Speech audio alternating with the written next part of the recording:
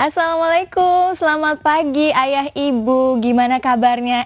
Udah hari Jumat aja nih, seru banget ya, sebentar lagi bisa weekend bareng nih sama anak-anak, sama keluarga ya kan? Tapi pastinya kita masih ngebahas ya, seperti biasa Senin sampai Jumat ini kita masih membahas mengenai segala sesuatunya tentang perkembangan anak, kesehatan anak dan keluarga. Ibu hamil menyusui gimana kabarnya? Baik-baik aja, masih makan sehat kan ya? Nah, pastinya kita akan bicara macam-macam sekali tentang semuanya ini dalam Kinanti Kisah Ibu dan Buah Hati. Dan seperti biasa jam 8 pagi nih saya hadir di hadapan Anda, dan kali ini kita menarik sekali ya, temanya mengenai kupas tuntas mengenai homeschooling. Ini saya lagi baca nih buku apa sih itu homeschooling. Nah, mungkin Anda juga bisa bertanya-tanya juga, gimana kalau misalnya anak kita sekolah di rumah aja? Atau mungkin beberapa dari Anda sedang berpikir homeschooling itu apa ya?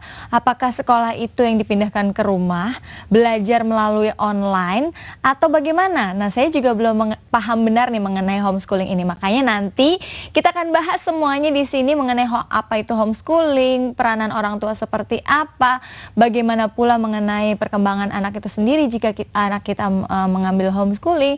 Tapi pastinya juga ada beberapa ayah ibu yang berpendapat mengenai homeschooling nih ya. Tapi sebelum itu saya mau informasikan dulu bahwa Anda juga bisa share apa saja pertanyaan ataupun foto bersama buah hati Anda di @kinantijaktv Twitter atau Instagram, ataupun jika Anda punya pertanyaan langsung saja kirimkan melalui email di kinanti.jaktv@gmail.com, atau jika Anda ingin berinteraktif langsung dengan kami silahkan Anda hubungi di 0215155111 ya. Nah, sekarang saya mau tahu dulu nih ayah bunda nih yang berpendapat mengenai homeschooling ya. Kita lihat dulu tayangan yang berikut.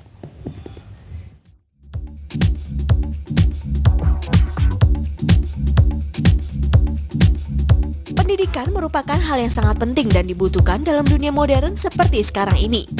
Pendidikan dapat ditempuh melalui jalur formal atau non-formal. Fenomena homeschooling merupakan salah satu alternatif pendidikan melalui jalur non-formal dan kini mulai banyak ditemui. Akan tetapi, homeschooling masih dipandang kurang cukup bagus oleh para orang tua untuk jalur pendidikan anak-anaknya dibanding dengan jalur pendidikan formal.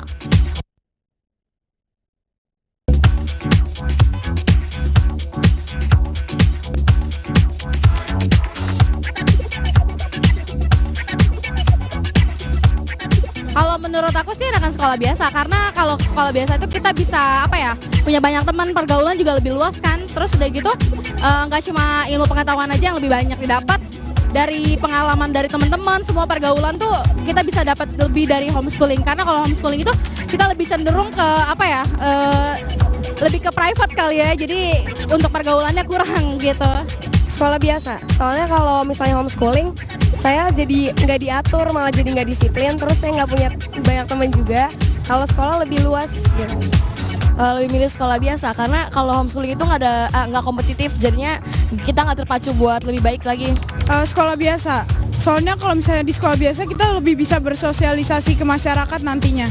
Kalau saya sih lebih pilih sekolah biasa, karena kan jadi banyak kenalan. Karena kalau homeschooling di dunia kerja kita banyak butuh koneksi, kalau sekolah biasa lebih banyak.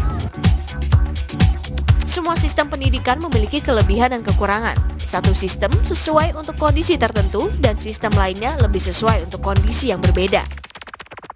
Daripada mencari sistem yang super, lebih baik mencari sistem yang sesuai dengan kebutuhan anak-anak dan kondisi kita. Homeschooling menjadi alternatif pendidikan yang rasional bagi orang tua, memiliki kelebihan dan kekurangan sendiri dalam sistemnya.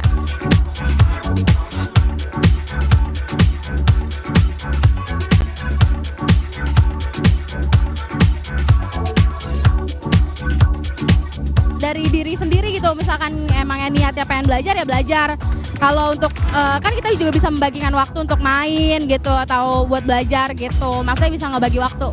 Kalau lebih efektif homeschooling, soalnya per guru per anak.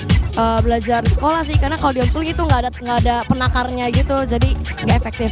Belajar di sekolah tapi lebih memacu kita juga buat lebih berkreatif lah di bidang pendidikan. Menurut saya sih lebih efektif belajar sekolah, karena waktunya lebih lama dan lebih teratur sama gurunya. Kalau homeschooling lebih bebas mungkin. Aduh, macem-macem ya memang pendapatnya dari anak-anak ini, yang ada yang pengen sekolah di sendiri, privat, ada yang pengen sekolah di sekolah seperti biasa. Tapi sebenarnya apa iya sih yang namanya homeschooling ini, sekolah yang dipindahkan ke rumah, atau mungkin kursus di rumah, atau sekolah secara online? Apakah itu yang disebut homeschooling? Nah, makanya kita harus ngobrol-ngobrol dengan seorang praktisi homeschooling yang beliau ini memang sudah terjun langsung ya di rumahnya ini mengajarkan 3 orang anak. Di sini sudah ada Mbak Mira Julia alias Mbak Lala. Apa kabar Mbak Lala? Jadi Mbak Lala ini kalau boleh cerita, yang anak pertama 13 tahun ya? Betul. 13 tahun, yang kedua 10 tahun, yang ketiga 6 tahun. Betul sekali. Ini kenapa memilih homeschooling? Sebenarnya kami tuh pengen homeschooling sejak belum punya anak, Mbak.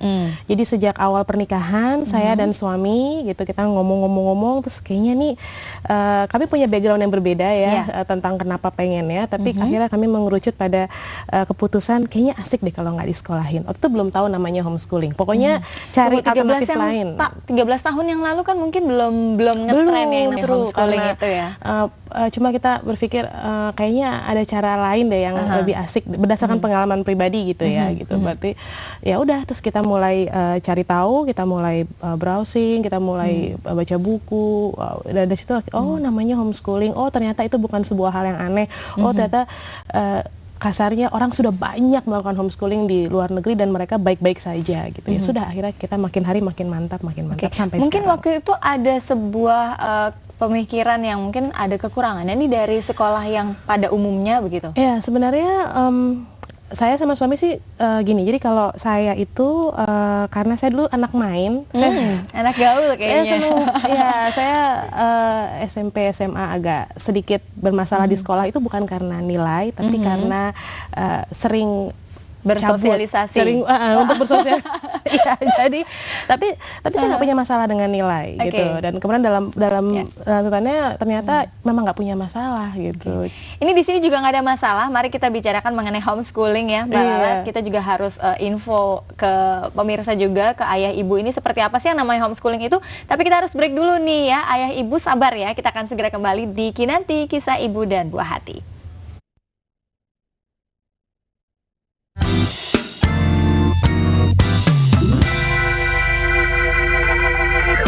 Kembali lagi di Kinanti, Kisah Ibu dan Buah Hati. Ini saya lagi-lagi informasikan Anda bisa kirimkan pertanyaan Anda seputar homeschooling di 0215155311 atau melalui email di kinanti.jaktv@gmail.com. Dan kembali lagi ke Mbak Lala. Mbak Lala nih kayaknya seru banget ya, satu keluarga 3 anak semuanya homeschooling alias belajar di rumah. Nah, Mbak Lala terjun langsung untuk mengajari sang anak. Iya, sampai saat ini saya dan suami kita berdua. Gitu. Jadi apa aja sih yang diajarin kalau misalnya di rumah tuh? Ya, sebenarnya yang diajarin itu orang kan kadang-kadang berpikir kalau misalnya wah homeschooling ngajarin sendiri, nanti gimana matematikanya, kimianya dan yang saya lainnya. udah lupa gitu kan, udah berapa puluh tahun yang lalu. Padahal sebenarnya kan kalau buat keluarga kami yang penting itu seperti ngajar anak belajar mancing. Jadi kalau misalnya ya udah anak, kalau buat di keluarga kami tuh kami pertama spiritualitasnya, terus kemudian ya berbuat baik apa hal-hal yang norma-norma gitu kan. Terus kemudian yang kedua adalah kemampuan dia berbahasa, berkomunikasi dengan orang lain. Tapi kalau menurut Mbak Lala sendiri, homeschooling ini apa sih sebenarnya artinya? Ya, karena homeschooling itu adalah pendidikan berbasis keluarga. Berbasis keluarga. Jadi keluarga yang mengambil alih pendidikan anak-anak mereka. Jadi menjadi ibu guru mereka, bapak guru mereka. Lebih tepatnya jadi kepala sekolah. Jadi kepala sekolah. Jadi misalnya kemudian saya merasa saya nggak bisa ngajarin sebuah mata pelajaran tertentu, ya kalau mau kursus nggak apa-apa, kursus ya gitu misalnya. Tapi kita yang ngatur, kita yang kasih tahu matematika kemana, ini kemana. Misalnya mau pakai. Karena kan selama ini mungkin yang lebih banyak kita ketahui adalah homeschooling itu 3 jam di rumah, 3 jam pelajaran di sekolah, atau mungkin full secara online gitu, atau mungkin yang di rumah dibikin semacam kelas begitu. Nah, ini bisa dilurusin nggak sih Mbak sebenarnya? Ya, konsep homeschooling sendiri kan ada dari mulai school at home sampai unschooling. Jadi memang yang teman-teman yang memilih school at home mungkin seperti memindahkan sekolah ke rumah gitu ya. Tapi teman-teman yang di ranah unschooling itu mereka belajar dari kesukaan anak. belajar dari kesukaan Iya. anak. Nah, ini pengen tahu juga seperti apa pengaruhnya terhadap perkembangan anak, dan di sini kita juga sudah ada narasumber, yaitu Edward dari psikolog perkembangan. Mas Edward, lagi-lagi Mas Edward jangan bosen ya di sini. Oke, silakan duduk. Nah, Mas Edward, nih kita lagi bahas mengenai homeschooling nih. Tadi kan Mbak Lala udah sedikit cerita bahwa 3 anaknya ini sekolah di rumah ya, sekolah berbasis keluarga. Artinya sang ayah ibu ini menjadi kepala sekolahnya gitu, Mas Edward. Mungkin bisa ceritakan nih sebenarnya homeschooling ini apa sih, dan perkembangannya efeknya seperti apa terhadap anak? Kalau kita lihat homeschooling itu apa sih? Homeschooling itu cuma salah satu variasi dari pendidikan yang ada. Jadi selama ini image-nya homeschooling lebih rendah atau homeschooling tidak terstruktur dan sebagainya. Itu ciri khasnya. Jadi kalau ditanya apa sih yang harus dijelaskan tentang homeschooling, juga agak susah. Homeschooling luas sekali. Dan sekolah yang dilakukan sama Bu Lala itu akan beda dengan sekolah yang dilakukan misalnya ibu-ibu yang lain yang ada di praktisi homeschooling. Jadi seperti apa itu kayak tailor made khusus buat anak sendiri. Betul. Jadi yang membentuk itu sang orang tuanya sendiri. Iya. Seperti butik, kita pesan baju ke butik tuh kan diukurnya pas gitu. Jadi kita kalau biasa kan SML gitu. Ini Saya penasaran nih sama keseharian sang anak-anak. Ini kalau misalnya di rumah, belajarnya apa aja sih? Iya, belajarnya kalau di sekolah kan ada bahasa Indonesia, ada matematika, biologi, kimia. Ya tadi, jadi kan tadi kalau buat kami kan kurikulumnya yang penting mereka bisa berkomunikasi baik, terus kemudian logikanya jalan, terus mereka hands on-nya jalan, dan kemudian mereka bisa punya empati dengan orang lain, keluar gitu ya, kemudian berkegiatan fisik di luar. Jadi pelajarannya dari situ. Misalnya tadi untuk bisa komunikasi ya mereka kita sering ajak ngobrol, diskusi, cerita. Terus kemudian kemampuan berbahasa ya pasti termasuk membaca dan menulis. Caranya ya bisa pakai bermain, bisa pakai apa. Logika berarti ya pakai matematika bisa, pakai games bisa gitu. Jadi yang penting jadi kalau bedanya mungkin kalau sekolah itu ada kurikulum nanti menuju suatu. Kalau ini kita pengennya anak kita punya tadi nih elemen ini, ya udah yang lain diturunkan dari situ. Oke, tapi ini permasalahannya di Indonesia nih Mas Edward. Biasanya kan kerja itu masih membutuhkan ijazah, nilai begitu. Patokannya kamu nilainya berapa, kamu lulusnya NEM-nya berapa gitu. Ini gimana cara perpaduan jika kita mengambil homeschooling tapi pengen kerja juga di Indonesia, gimana? Sebenarnya nggak ada masalah. Kalau kita ngomongin ijazah tidak sesulit yang kita pikirkan. Ijazah itu bisa didapatkan oleh siapapun. Bahkan saya berpikir bahwa jangan-jangan asisten rumah tangga kita di rumah yang kita kasih kesempatan tiap sore buat baca buku pelajaran atau sekedar ngobrol dengan kita, dia juga bisa kok ambil ijazah dengan cara ya kita pemerintah udah baik hati menyediakan kejar paketnya. Ada kejar paket A, paket B, paket C. A untuk SD, B A untuk SD, B SMP, C untuk SMA. Jadi tidak ada masalah sama sekali.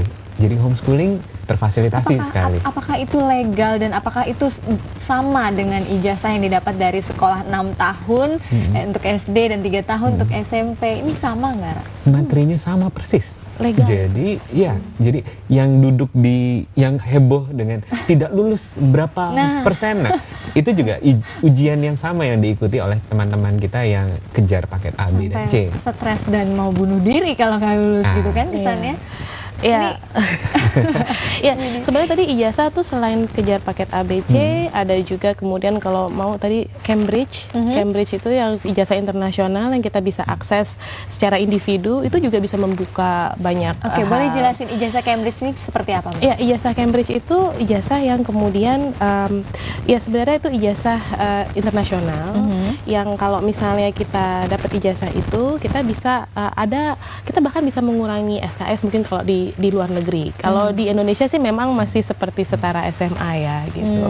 Tapi sebenarnya yang menarik kalau buat saya adalah dunia di luar ijazah. Maksudnya sekarang kan dengan kecanggihan teknologi banyak sekali profesi-profesi baru yang tidak membutuhkan ijazah tapi butuh skill. Jadi misalnya kayak fotografer, kayak pemusik atau kemudian banyak sekali profesi lain. Web designer yang kemudian yang ditanya portofolionya. Yang ditanya kamu bisa apa, hasil apa. Nggak ditanya ijazah SMA-nya di mana Betul. gitu ya. Terus kemudian kalau misalnya dia misalnya senang grafis, ya dia ambil aja misalnya sertifikasi. Kalau misalnya di bidang komputer ambil sertifikasi. Sekarang banyak sertifikasi yang dilihat orang sertifikasinya, bukan ijazahnya tapi sertifikasinya, dan itu dunia yang Oke. luar Jadi biasa. kalau boleh saya luruskan, sebenarnya homeschooling ini bukan sekolah yang dipindahkan ke rumah ya, tapi sekolah yang berbasis orang tua, berbasis keluarga. Betul. Begitu. Dan itu sekolah bisa dilakukan di mana saja, baik itu di rumah, di pasar. Betul. Soalnya dengar-dengar malah sering bawa anaknya ke pasar nih. Betul, iya. Kenapa, Mbak? Itu adalah cara yang paling, kalau buat saya, salah satu cara efektif untuk meningkatkan empati dia gitu. Jadi berhubungan langsung dan kemudian dia melihat langsung, dan dia itu jadi kecintaannya di pasar. Dia pernah kami dapat ayam gratis 4 karena tukang ayamnya sayang sama dia. Karena dia sering lihat dulu itu manggul. Atau dia kemudian sama tukang ikan, kalau misalnya itu dia tahu anak saya nggak sekolah, terus belajar gurunya siapa? Ya bapak bisa jadi gurunya. Oh ya nih, ini ikan ini ya. Jadi dia ngajarin. Ini sotong nih, pernah tahu nggak? Dia ini cerita tentang sotong. Jadi kalau buat saya jadi lumayan dapat guru gratis. Ibunya dapat keuntungan ya ternyata. Oke, tapi terhadap perkembangan si anak sendiri nih Mas Edward, apa sih yang membedakan antara anak yang sekolah pada umumnya sama sekolah homeschooling? Sebenarnya nggak ada, sama sekali nggak ada. Kalau tadi yang disebut sama Mbak Lala, ada areanya, ada motoriknya, ada kognitifnya, ada sosialnya, yaitu area perkembangan. Sekolah kita pun tujuan aslinya harusnya memfasilitasi ketiga area itu.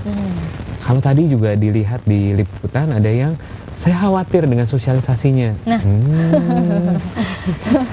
Ada banyak banget klub yang bisa diikutin sekarang. Ada banyak banget sanggar yang bisa diikutin sekarang. Ada tadi pasar, itu sosialisasi yang lebih luas daripada cuma sekedar duduk di kelas. Jadi orang yang ditemui lebih banyak, variasi orangnya juga lebih besar.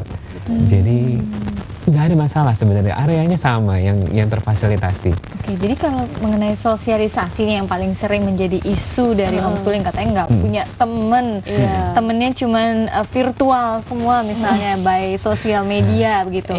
Ini gimana terhadap anak-anak? Ya sebenarnya kalau setelah sekian lama kami berkomunikasi dengan, saya banyak ketemu dengan praktisi homeschool dan itu saya ngeliat bahwa sosialisasi itu bukan masalah dia sekolah atau tidak sekolah, tapi itu memang karakter keluarga. Gitu. Jadi saya punya sahabat homeschooling, yang satu itu anak gaul bapak ibunya, maksudnya pedagang, yang anaknya tuh main terus sehingga orang-orang bilang makanya sekolahin supaya nggak main terus. Gitu kan, dia gaul terus kan. Satu lagi suami istri pustakawan gitu, dan kemudian ya anaknya cool gitu ya, pokoknya kebanyakan orang dia diem aja, nggak tahu orang bilang makanya sekolahin supaya anaknya mau gaul. Jadi apapun Jalan keluarnya adalah sekolah ya menurut mereka ya. Jadi sebenarnya sekolah itu buat supaya gaul, apa supaya nggak terlalu banyak gaul? Jadi kan bingung gitu. Jadi akhirnya saya juga lihat bahwa jadi masalahnya memang bukan masalah ya, tergantung keluarganya. Oke, ini masih banyak sekali yang saya ingin tanyakan langsung kepada Mas Edward dan juga Mbak Lala di sini, tapi juga ayah ibu mesti sabar dulu, kita akan break lagi, kita akan segera kembali lagi. Tapi kalau misalnya Anda masih punya waktu untuk baca-baca, silakan baca Parents Indonesia ya. Ada macam-macam artikel di sini tentang perkembangan anak, tentang sekolah, tentang kesehatan, pokoknya healthy kids, happy families. Dan kita akan segera kembali sesaat lagi, tetaplah di Kinanti, Kisah Ibu dan Buah Hati.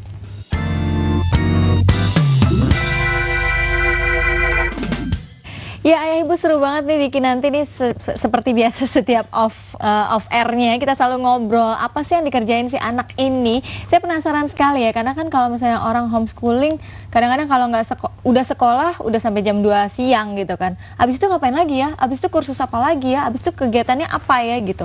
Nah ini kalau misalnya di rumah homeschooling bersama ayah ibunya, ini apa aja sih yang dikerjain, dan mungkin pilihan kegiatannya begitu untuk umur 6 tahun, untuk SD. Ya, kalau untuk anak usia dini kita banyak main. Jadi kami percaya bahwa belajar terbaik itu dari interaksi, dari bermain. Dan mainan terbaik anak adalah orang tuanya. Orang tuanya. Jadi maksudnya kalau kita sebenarnya mereka memang kan suka bilang anak saya mau ikut saya kemana-mana gitu ya.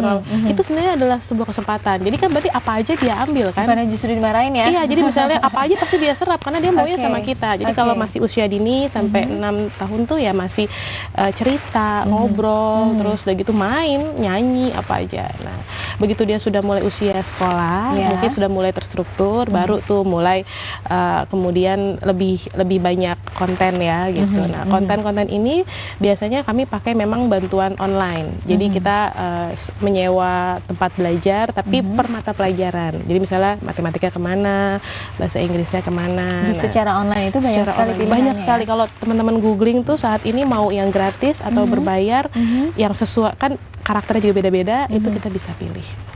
Gitu. Nah, terus untuk evaluasinya atau mungkin kan ada masa-masa ujiannya nih. Itu kalau berbayar biasanya ada evaluasinya. Ada evaluasinya. Kalau yang dilakukan oleh ayah ibu sendiri mungkin? Kalau kami membayar gitu, tapi itu jatuhnya jadi murah sekali ya karena beda banget. Kalau kursus aja tuh dibanding itu jadi lebih murah kalau buat saya karena itu sudah semuanya ada recordnya, ada apanya. Nah, itu ya kita kasih target aja. Misalnya setiap hari kamu ngerjain itu misalnya setengah jam atau satu skill atau kan modelnya jam atau skill gitu kan. Misalnya sehari 1 skill ya atau 2 skill gitu. Nanti tambah apa lagi gitu kan. Memang anak-anak begitu usia sekolah mereka punya jadwal, tapi modelnya menu.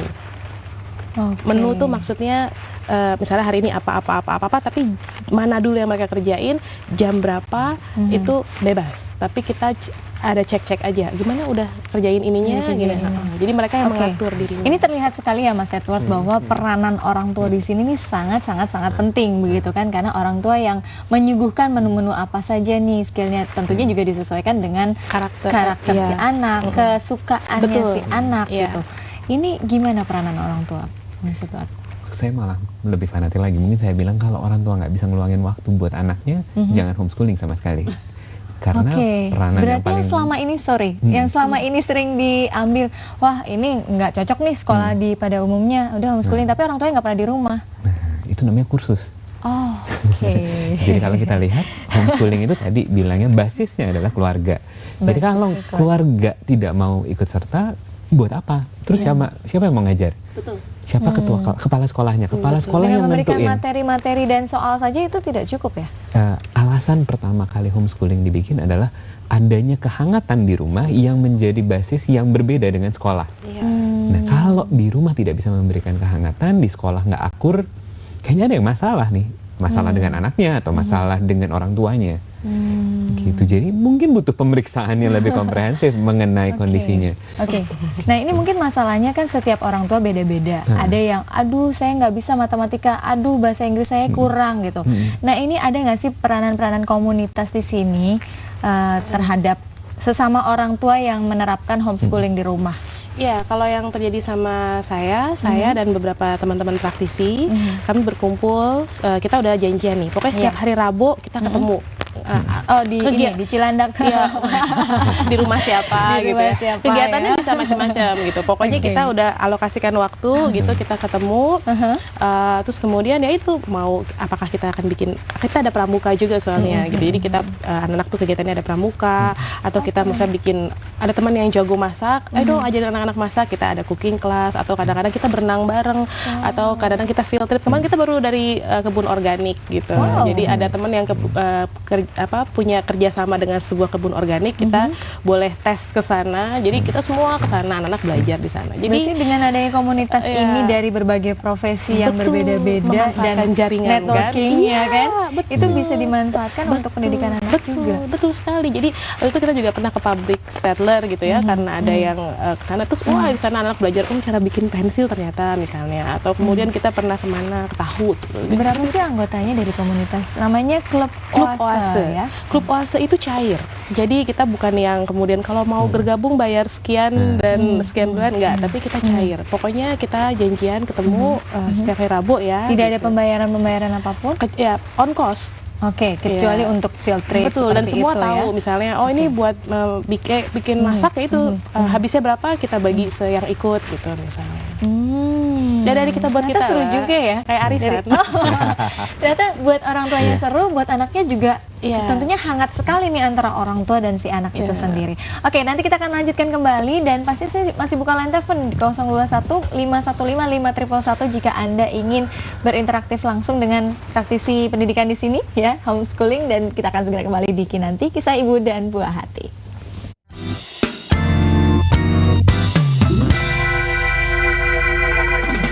Terima kasih Anda masih menyaksikan kami di Kinanti Kisah Ibu dan Buah Hati, masih seputar homeschooling, gimana Anda sudah mulai mendapatkan inspirasi mungkin atau jawaban-jawaban dari pertanyaan Anda selama ini mengenai homeschooling. Nah, ini kembali lagi masih ada Mas Edward dan juga Mbak Lala sebagai praktisi pendidikan homeschooling, terutama bagi anak-anaknya. Dan kalau boleh, tadi kan peranan orang tua ini sangat penting ya. Jadi orang tua ini dituntut untuk nyuapin, aktif aktif dalam mencarikan materi-materi untuk si anak itu sendiri. Nah, kalau misalnya keberhasilan, kadang-kadang terus mau jadi apa sih kalau sekolah di rumah gitu, terus mau jadi apa kalau misalnya sang orang tua ini mungkin tidak terlalu maksimal dalam memberikan materi, Mbak. Bisa diceritain nggak keberhasilan Mbak nih sekarang ini? Yudhistira, aduh sudah ada penelpon nih. Nanti ya dijawab ya. Kita sapa dulu yang telepon. Halo, selamat pagi. Pagi, dengan siapa Mbak? Dengan Ibu Ira di Bogor. Ibu Ira di Bogor. Silakan Ibu Ira mau bertanya. Ya silakan Ibu Ira. Enggak, ini saya mau tanya, kalau untuk ijazah itu pakai program kesetaraan atau gimana ya? Paket A, paket B gitu. Sekarang putra atau putrinya umur berapa? Halo. 6 tahun. Oh, 6 tahun ya. Oke, itu saja Bu Ira? Iya. Ya, terima kasih teleponnya. Oke, tadi mungkin sudah sedikit dijelasin ya mengenai ijazah, bisa diulang. Ya, ijazah kita bisa pakai paket A, paket B, paket C, dan itu legal, sudah pemerintah sudah menyatakan bahwa itu setara betul dengan ijazah sekolah. Terus kemudian yang kedua, sebenarnya kita bisa ikut, praktisi itu bisa ikut umbrella school, walaupun umbrella school itu masih belum terlalu banyak ya, karena itu kebijakan dari sekolah. Oke, gitu mungkin umbrella school ini apa nih? Umbrella school itu adalah sekolah biasa gitu ya, yang kemudian mengizinkan anak homeschooling untuk terdaftar di sekolah itu, tapi nggak perlu sekolah di tempat itu, tapi kemudian nanti bisa ujian-ujian di situ. Tapi ini belum kalau ditanya di mana ada school ya dekati saja sekolahnya gitu, karena itu kan kayak zaman dulu anak-anak misalnya sakit atau apa nggak bisa sekolah, jadi kurang lebih seperti itu. Tapi kita mungkin Ibu Ira di sini mungkin sudah pernah mengetahui yang namanya paket A, paket B, paket C gitu, cuma mungkin kurang yakin gitu loh Mas Edward. Ini sebagaimana setaranya sih dengan ijazah? Sesetara apa? Gitu. Sesetara apa gitu? Saya bilang kualitasnya persis sama seperti sekolah. Jadi tidak ada perbedaan sama sekali antara kita ikut UN di SD dengan ikut paket A. Tapi yang satu 6 tahun nih, Mas Edward. Tapi yang satu juga 6 tahun belajar di rumah. Belajar di Jadi rumah, sama ya? sebenarnya. Jadi sebenarnya ujian itu kan ingin mengetahui apakah anak ini memiliki pengetahuan yang kualitasnya itu sampai di titik ini. Dan UN dan paket A itu sama. Yang mau dicari pun juga persis sama. Sehingga mampu atau tidak sebagai evaluasi aja ya. Mbak, saya punya sahabat ya, anaknya itu 3, yang 2 itu sudah paket C, terus kemudian kuliah di UI dan dua-duanya sudah lulus. Nggak ada masalah. Paket C dan kedua-duanya kuliah di UI artinya bisa melalui UMPTN. Ya dia pokoknya dia paket C itu seperti SMA-nya gitu kan. Terus SMA. terus masuk UI dan sekarang dua-duanya udah lulus. Wow. Jadi ya maksudnya kan ketakutannya kadang-kadang gitu kan, bisa masuk universitas atau bukan. Jadi oke, sudah ada penelpon lagi, mudah-mudahan Ibu Ira tadi terjawab dan semakin yakin ya Bu ya. Baik, halo selamat pagi. Halo. Iya, dengan siapa Pak? Dengan Mas Christopher. Pak Christopher, silahkan Pak Christopher. Saya juga mahasiswa. Ya. Saya juga merasa kesusahan dalam sekolah. Belajarnya selalu berat. Homeschooling ini saya lihat kayaknya pelajaran gampang sekali. Mungkin belajarnya ada dikurangi ya kayaknya ya. Mungkin ini saya lihat ya teman-teman saya juga melakukan homeschooling karena mereka juga bilang belajar berat. Mereka itu mungkin ini alamatnya ada di mana ya? Saya pengen tahu. Mungkin saya pengen juga jadi homeschooling. Oke, kalau boleh tahu sekarang Christopher mahasiswa di mana ya? Saya mahasiswa di SMP Tunas Karya. SMP Tunas Karya. Siswa. Oh, siswa ya, SMP Tunas Karya. Oke, Bapak Ibu bekerja? Iya, bekerja. Oke, kita akan ada yang mau ditanyain mungkin, Mbak? Enggak deh. Oke, kalau gitu kita langsung kita akan coba jawab ya. Jadi dari Christopher, siswa SMP Tunas Karya. Wah, mudah-mudahan orang tuanya bisa tahu nih ya bahwa anaknya lagi cari tahu tentang homeschooling. Tapi kita akan jawab setelah yang satu ini karena Kinanti harus memberikan kesempatan pada yang mau lewatnya. Tetaplah di Kinanti, Kisah Ibu dan Buah Hati.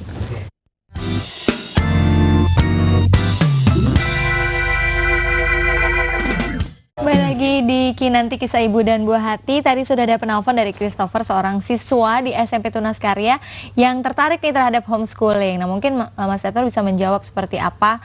Katanya di sekolah ini pelajarannya rumit sekali, terus kemudian di homeschooling ini lebih mudah. Apa benar seperti itu? Sebenarnya sama sih. Di rumah pun juga dia harus belajar yang kira-kira sama tapi mungkin caranya berbeda. Sekali lagi saya bilang bahwa tidak ada perbedaan hasil antara homeschooling dan sekolah, tapi peran orang tuanya gimana? Orang tua dari Christopher gimana? Tadi orang tuanya bekerja nih dua-duanya, kira-kira gimana? Nah, itu yang agak susah. Terus siapa yang mau bantu dia di rumah? Kalau dia bilang oke, aku privat aja. Nah, apa bedanya sama sekolah? Lebih baik kembali lagi ke sekolah, kita cari solusinya apa yang masalah dia ada di sekolah. Pelajaran apa yang dia sulit? Ada nggak masalahnya di motivasi kah, atau di kemampuan dia memahami kah, atau hubungan dengan guru kah? Ini biasanya kalau di sekolah kan disamaratakan ya, semuanya harus belajar matematika yang seperti ini, semuanya harus belajar yang seperti ini, kimia yang seperti ini. Ini nggak disesuaikan dengan kemampuan masing-masing siswanya begitu. Nah, ini bagaimana? Mungkin Christopher mengalami hal itu ya? Sebenarnya kalau sekolah pun orang tua juga harusnya ikut masuk sama. Tapi mungkin di homeschooling orang tua penuh.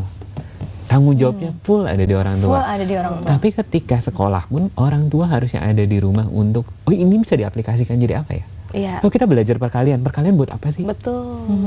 Oh ayah pedagang, oke yuk kita ke pasar atau kita pergi ke toko.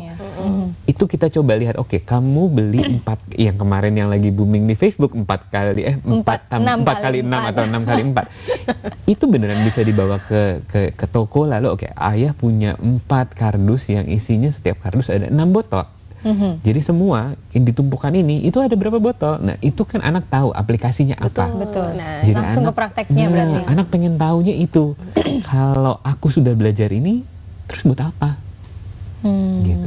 Nah PR orang tua adalah membuat itu menjadi praktis. Oke. Kemudian Christopher bertanya, di mana sih nih alamatnya kalau misalnya mau homeschooling, Mbak Lala? Iya, alamatnya di rumahnya Christopher sendiri. Alamatnya di rumah Christopher sendiri. Karena homeschooling itu pendidikan berbasis keluarga, jadi ya alamatnya di rumah masing-masing.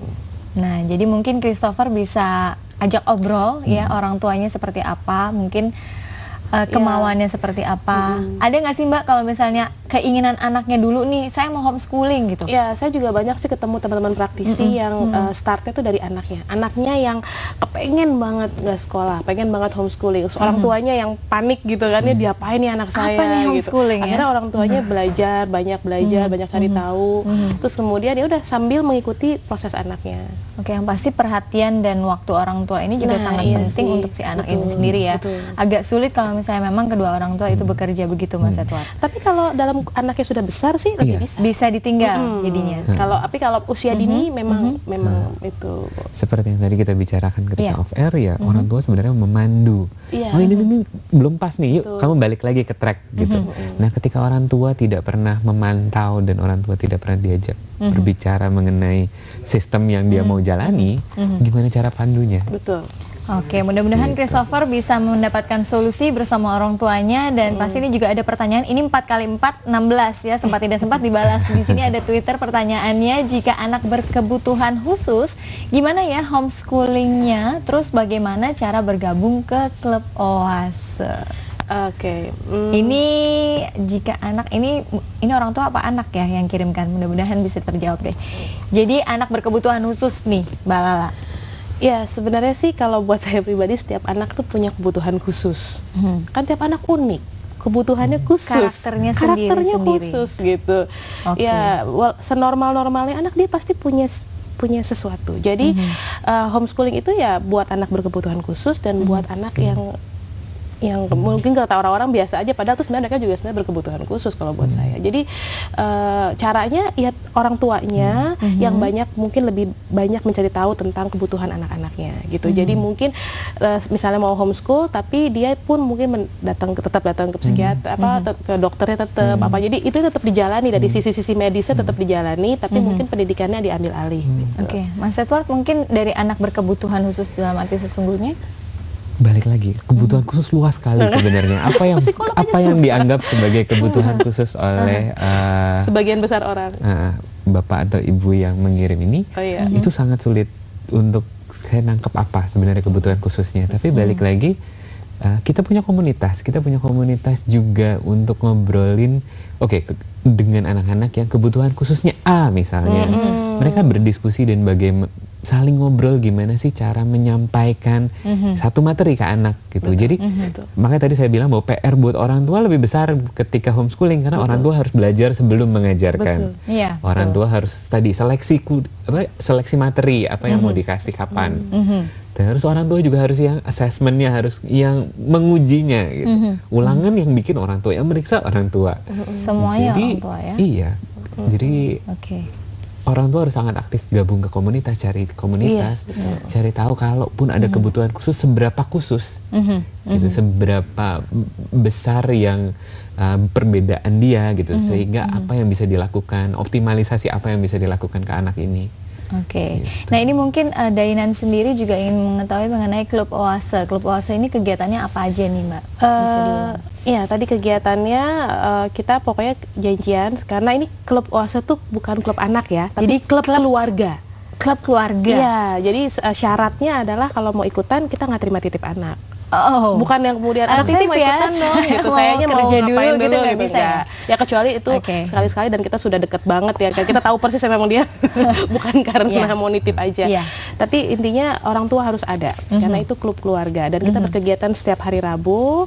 Kegiatannya itu berpindah-pindah sesuai kesepakatan kita, karena kita aktif kan, kita punya grup, kita komunikasi misalnya mau kemana, mau bikin apa, tapi yang pasti minggu pertama, minggu ketiga anak-anak ada pramuka, terus orang tuanya biasanya ada kegiatan. Kayak minggu besok nih kita ada pengolahan sampah. Jadi ada temen yang kemudian dia bisa mengolah sampah rumah tangga, ahli mengolah sampah, dan dia mau ngajarin kita gimana caranya ngolah sampah rumah tangga. Nah, ini bapak ibunya belajar, anaknya belajar juga gitu. Oke, menarik sekali dan mudah-mudahan juga terjawab, dan pastinya juga di setiap sekolah pada umumnya, kemudian sekolah homeschooling ini juga ada kelebihan dan kekurangan. Nanti kita akan bahas, tetaplah di Kinanti, Kisah Ibu dan Buah Hati.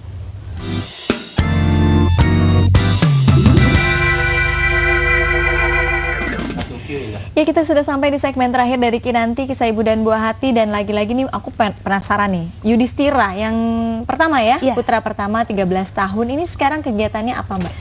Yudhis itu dia kan lagi senang hal-hal yang berbau dengan 3D gitu ya, jadi dia suka, dia memang senang kayak dia suka Photoshop, dia suka bikin-bikin materi-materi 3D itu dia suka banget gitu. Tapi katanya sekarang udah sampai buat kurikulum sendiri nih. Kemarin itu dia sempat bikin kelas, jadi dia tuh suka main juga, dia suka main game, anak-anak suka namanya Minecraft gitu, dia suka main game, dan kemarin dia bikin kelas Minecraft. Kelas Minecraft itu jadi dia mengajarkan, dia bikin dalam prosesnya itu dia bikin dari mulai konsep, kurikulum, jadi dia selama 2 bulan tuh murid-muridnya gitu ya belajar apa aja, minggu pertama, minggu kedua bikin apa, misalnya ada rumah sakit, ada perpustakaan, ada Monas, ada rumah, ada juga buat mereka bermain gitu. Terus kemudian dari situ dia juga belajar bikin video tutorialnya. Terus kemudian dia, dan semuanya tuh secara online. Secara online, jadi artinya si murid-murid tanda kutip itu nggak dari rumah masing-masing. Dari rumah masing-masing. Dari rumah masing-masing gitu. Jadi semuanya secara online, dan itu dari mulai setting server, terus sewanya, terus kemudian ya itu sama marketingnya, email, dia belajar email marketingnya itu mungkin 90% Yudhis. Jadi dia kerjakan sendiri. Kerjakan, Dan dia kita nemenin aja gitu di sampingnya. Dan dia sudah menghasilkan berarti. Iya, karena murid-muridnya itu berbayar, walaupun ya nggak seberapa ya gitu. Tapi itu mereka berbayar dan kemudian ya saya bilang karena mereka membayar, mengeluarkan uang, kamu harus melayani dengan baik. Ya, seperti kita kerja benar gitu. Kamu harus perform walaupun anak-anak ya dia mungkin di minggu kesekian ada, aduh capek juga ternyata ya kalau mainnya itu ternyata harus bukan main lagi kan. Jadi karena ada tanggung jawabnya dia itu. untuk Tapi karena itu dari hal yang dia suka, terus metodenya juga dia suka, dan dia juga enjoy melakukannya. Jadi sampai terakhir tuh dia bikin selesainya tuh dia tetap justru malah susah di stop katanya nih. Oke, Mas Edward nih kalau dilihat dari pengalamannya Mbak Lala, ini jadi kelebihan dan kekurangan dari homeschooling ini bagaimana? Sebenarnya kelebihan ya tadi eksplorasi personalnya, eksplorasi personal anak itu optimal. Betul Tidak seperti di sekolah, tapi di homeschooling ini lebih optimal. Cost-nya itu investasi tenaga dari orang tua. Saya nggak bilang ibu, orang tua, karena ayah itu harus perannya. Ayah harus berperan sama besar seperti ibunya, gitu. Itu investasi tenaganya besar sekali. Karena tadi menyusut dari bikin kurikulum, seleksi cara penyampaian sampai evaluasi, sampai tadi kontrol pemanduan. Ayo kamu balik lagi, baca lagi dan sebagainya. Itu semua yang lakukan orang tua. Yang selama ini kita transfer ke guru, kita lakukan di rumah. Gitu. Jadi investasi tenaganya lebih besar. Jadi kalau orang tua nggak siap, jangan. Iya, negatifnya, ya tadi kita ngomongin positifnya semua kan. Nggak enaknya homeschooling itu adalah karena saya sebagai praktisi nggak punya kambing hitam. Kalau misalnya nih sampai tarik nafas, anak jadi saya misalnya nyalahin sekolah, jadi kalau misalnya anaknya agak gimana gitu ya, itu ya itu salah saya sendiri dan jadi kalau misalnya gitu kita mau anaknya rajin, kita harus rajin. Kalau kita mau anak kita suka baca, kita harus suka baca. Kalau kita mau anak kita apa aja, ini namanya testimoni Mas Edward. Dan itu gak enak Mbak, karena kan orang kayak liatin, oh anaknya gini, pasti bapak ibunya. Oke, Mas Edward gimana? Dan ini sebenarnya bisa dilakukan tanpa, kalau anak pun sekolah paginya, sebenarnya sore bisa dilakukan hal seperti yang Mbak Lala lakukan di rumah, gitu. Jadi kalau saya di rumah juga bikin ruang belajar, di mana saya ada sudut kerjanya, ada di mana anak sudut belajarnya. Jadi kita punya aktivitas di sana. Jadi ketika saya kerja menulis, anak saya di belakang menulis, gitu. Jadi tugasnya sama, gitu. Dan modeling adalah cara yang paling belajar, cara paling mudah buat belajar, gitu. Jadi mengajarkan anak dengan cara kita juga belajar. Oke, terakhir mungkin ada tips untuk orang tua untuk bisa mengadaptasi homeschooling ini di rumah. Sebenarnya inti dari homeschooling cuma dua ya. Dia mendorong untuk belajar dan berarti permanen. Sampai kakek nenek, anak ini sudah mampu belajar apapun untuk belajar materi yang baru, aneh, apapun itu. Yang kedua passion nggak boleh hilang. Passion untuk belajar. Passionnya terhadap apa begitu ya? Mungkin passion untuk belajar itu sendiri, bukan hanya materinya. Mungkin Mbak Lala terakhir Mbak. Ya kalau ada teman-teman yang mungkin tertarik pengen homeschooling atau apa ya, berarti harus siap belajar. Karena tadi itu raising children, raising ourselves, kata Naomi Aldor gitu. Oke, mudah-mudahan dengan informasi ini bisa meluruskan yang namanya homeschooling di Indonesia ini, dan pastinya juga orang tua semakin bisa mengadaptasi, dan pastinya perhatian, waktu, dan apapun itu terhadap anak kita itu merupakan investasi, begitu ya Mas Edward ya. Mbak Lala terima kasih banyak, Mas Edward terima kasih banyak sudah hadir di sini, dan pastinya nih ibu, ayah mungkin punya tips menarik seputar rumah tangga atau keluarga, tips merawat dapur, perawatan kecantikan, bahan alami, tips bekal anak, atau bikin resep cemilan sehat, bikin videonya ya, sekalian narsis boleh, durasi sekitar 1-3 menit, lalu upload melalui YouTube atau Instagram dengan hashtag #KinantiJakTV, dan share juga linknya ke Twitter di @KinantiJakTV ataupun email kinanti.jaktv@gmail.com. Pasti ada satu buah sporty bike untuk ibu atau ayah yang tipsnya paling unik dan original ya. Langsung bikin videonya, dan pastinya sampai ketemu lagi di Kinanti minggu depan. Jangan sampai kelewatan, mungkin yang bagi Anda yang masih nungguin anak di sekolah ya, langsung aja dimanfaatin gadgetnya, langsung streaming di jaktv.com jam 8 pagi waktu Indonesia Barat. Saya Indah Kirana mohon pamit. Wassalamualaikum warahmatullahi wabarakatuh.